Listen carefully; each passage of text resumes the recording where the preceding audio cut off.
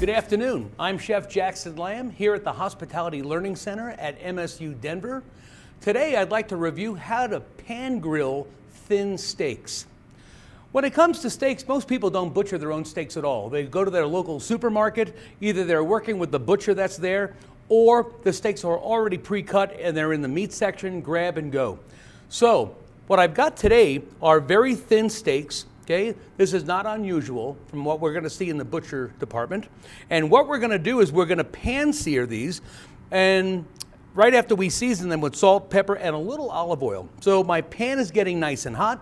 So what I'd like to do now is I'm going to season these, and as we put a little bit of olive oil on here, I'm going to do that because that's going to allow my steak to run around the inside of the pan. We're going to go ahead and we're going to take a little salt. We're going to take a little pepper. Very good. But let's season both sides. So we're going to flip these over slightly. There we go. A little bit more olive oil.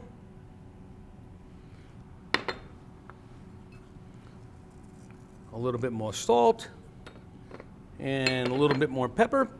And we are ready to go. So, ladies and gentlemen, our steaks are seasoned. I'm getting ready to go into a hot pan. But first, pan sear a thin steak. Why would you want a thin steak?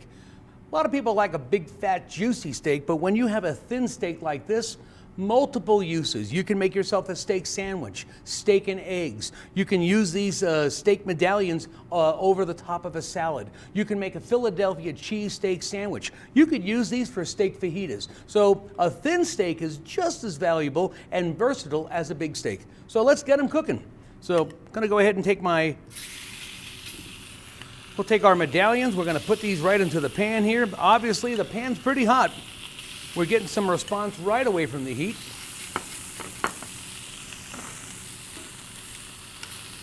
And again, we're gonna let those sit for just about 30 seconds. We're gonna keep them moving.